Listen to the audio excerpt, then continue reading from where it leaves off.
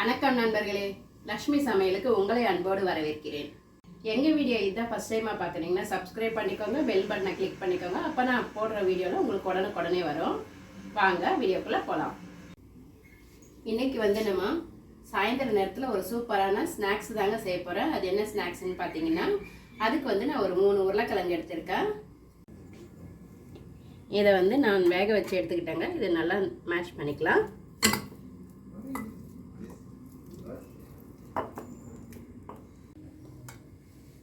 அவ்வளோதாங்க, நம்மளுக்கு மேஷ் பண்ணியாச்சு. உல்ட்டா வடைப்பாவு தாங்க செய்ய போகிறேன். இது நார்த் இந்தியன் சைடெல்லாம் ரொம்ப ஃபேமஸ்ஸு. அதை தான் நாங்கள் இப்போ செஞ்சுக்க போகிறோம். இப்போ இதுக்கு மேஷ் பண்ணி வச்சாச்சு. இப்போது வேறு மசாலாலாம் பார்க்கலாம். நான் ஒரு 6 பல் பூண்டு எடுத்துருக்கேங்க. அப்புறமா ஒரு சின்னதாக ஒரு இஞ்சி எடுத்துருக்கேன். 3 பச்சை மிளகாய். இது எல்லாமே போட்டு நம்ம மிக்சியில் அரைச்சி எடுத்துக்கலாம்.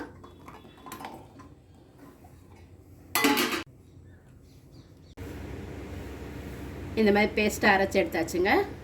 ஸ்டவ் பற்ற வச்சுட்டு ஒரு பேன் போட்டிருக்காங்க. கொஞ்சமாக ஆயில் ஊற்றிக்கிறேன். கொஞ்சம் கடுகு போட்டுக்கிறேன்.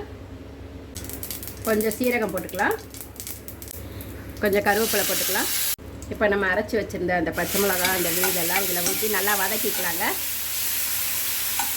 கொஞ்சமாக கரம் மசாலா போட்டுக்கிறேன். கொஞ்சமாக மஞ்சள் போட்டுக்கலாம். இதெல்லாம் போட்டு நல்லா கலந்து விட்டுக்கலாம். தேவையான அளவு உப்பு போட்டுக்கலாம்.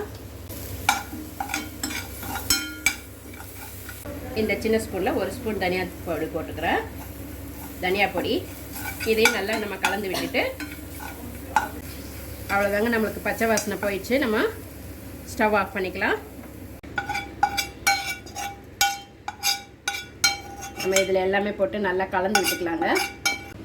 இதில் கொஞ்சமாக பெருங்காயத்தூள் போட்டுக்கிட்டு நல்லா பிசைஞ்சிக்கலாங்க. அவ்வளோதாங்க, உருளைக்கிழங்கு நம்ம அந்த மசாலாலாம் போட்டு ஒன்றா கலந்து வச்சாச்சுங்க. இப்போ இருக்கட்டும், இது அப்படியே நம்ம பஜ்ஜி மாவு கலந்துக்கலாம். நான் 1.5 கப் கடலை மாவு போட்டிருக்கேங்க. 1/4 கப் அரிசி மாவு போட்டுக்கிறேன், பச்சரிசி மாவு. இதுக்கு தேவையான அளவு சால்ட்டு போட்டுக்கிறேன். தேவையான அளவு 1 ஸ்பூன் 1.5 ஸ்பூன் மிளகாத்தூள் போட்டுக்கிறேங்க. கொஞ்சமாக நம்ம கலருக்காக கேசரி பவுடர் போட்டுக்கிறேங்க. இதை நல்லா நம்ம எல்லாமே கலந்து விட்டுட்டு கொஞ்சம் கொஞ்சமாக தண்ணி ஊற்றி கலந்துக்கலாங்க.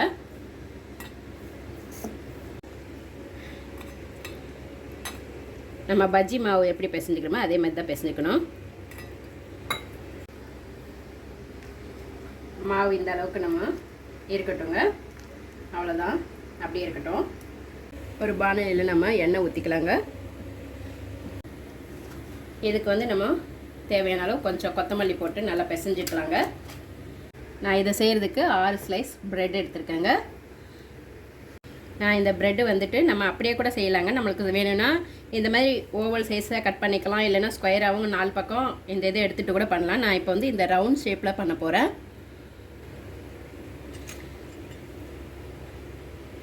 இந்த மாதிரி நம்ம எல்லா ப்ரெட்டும் இந்த மாதிரி கட் பண்ணி எடுத்துக்கலாம். பாருங்கள், நான் இந்த மாதிரி ரவுண்டாக எடுத்தாச்சு. இதை நம்ம வேஸ்ட் பண்ண வேணாம். இதை அப்படியே நம்ம பிரெட் ஜாமுக்கு கூட யூஸ் பண்ணிக்கலாம். இப்போ இதை நம்ம நல்லா பிசைஞ்சு எடுத்துக்கலாம். இப்போ நம்ம ஒரு ப்ரெட்டில் இந்த மாதிரி எடுத்துக்கலாங்க. நம்ம இந்த அளவுக்கு ஸ்டஃப் பண்ணிக்கிட்டு இன்னொரு ப்ரெட்டை எடுத்து இது மேலே அப்படியே லைட்டாக ப்ரெஸ் பண்ணிக்கலாம்.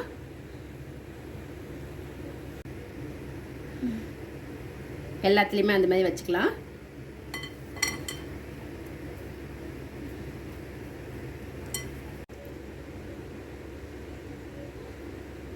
லைட்டாக இப்படி ப்ரெஸ் பண்ண, ரொம்ப ப்ரெஸ் பண்ணிங்கன்னா உள்ளே இருக்கிற அந்த உருளைக்கிழங்கு ஸ்டஃபிங்லாம் வெளியே வந்துடும்.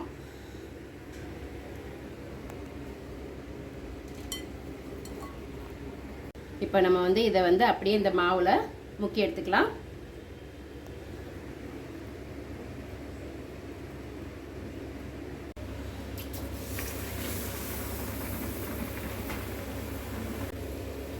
இதை அப்படியே நம்ம திருப்பி போட்டுக்கலாம்.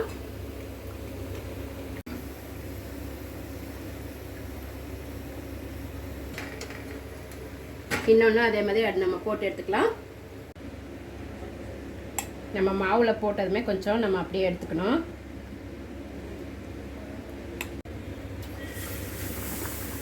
நம்ம ஒன்று ஒன்றா போட்டு எடுத்துக்கலாம் இதே மாதிரியே.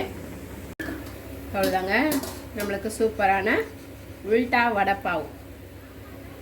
இது மாதிரி டிஃப்ரெண்ட்டாக செஞ்சு கொடுங்க, உங்கள் வீட்டில் இருக்கிறவங்க எல்லாருமே விரும்பி சாப்பிடுவாங்க. நீங்களும் ட்ரை பண்ணி பாருங்கள். எல்லாமே அவ்வளோதாங்க, நம்மளுக்கு சூப்பரான உல்டா வடை பாவு ரெடிங்க. பார்த்தீங்கன்னா உங்களுக்கே தெரியும், இது ஒன்று சாப்பிட்டா போதும், ரொம்ப ஃபில்லிங்காக இருக்கும். கண்டிப்பாக சாயந்தர நேரத்தில் நம்ம சாப்பிட்டுட்டு ஒரு காஃபி சாப்பிட்டா போதும், அவ்வளோதான். நம்மளுக்கு சூப்பரான டின்னர் கூட தேவைப்படாது. வாங்க இதுக்குள்ளே எப்படி இருக்குன்னு பார்க்கலாம். நம்ம வந்துட்டு எப்பயுமே வந்துட்டு வடை பாவு வந்து தனித்தனியாக தாங்க வச்சு செய்வோம். நம்ம பன்னு தனியாக வடை தனியாக வச்சு செய்வோம். இதில் வந்துட்டு நம்ம அப்படி இல்லைங்க, எல்லாமே ஒன்றா வச்சு எல்லாமே ஒன்றா கலந்து அப்படியே போட்டு எடுத்துடுறோம். அதே மாதிரி நீங்கள் பார்த்தீங்கன்னா உருளைக்கிழங்கு போண்டா பண்ணுறோம் இல்லைங்களா, அந்த உருளைக்கிழங்கு போண்டாக்கு பதிலாக அதோடு சேர்த்து நம்ம இந்த ஒரு ப்ரெட்டையும் சேர்த்து வச்சு பண்ணி பாருங்கள். டேஸ்ட் ரொம்ப நல்லாயிருக்கும். எப்படி இருக்குன்னு பார்க்கலாமா? வாங்க. நம்ம வந்து இதோட வந்து நம்ம டொமேட்டோ சாஸ் வச்சு சாப்பிட்டிங்கன்னா ரொம்ப டேஸ்ட்டாக இருக்கும். சட்னி கூட வச்சுக்கலாங்க உங்களுக்கு வேணும்னா. ஆனால் இது நம்மளுக்கு இந்த உருளைக்கிழங்கு உள்ளே இருக்கிறதால நம்மளுக்கு ரொம்ப டேஸ்ட்டாக இருக்கும்.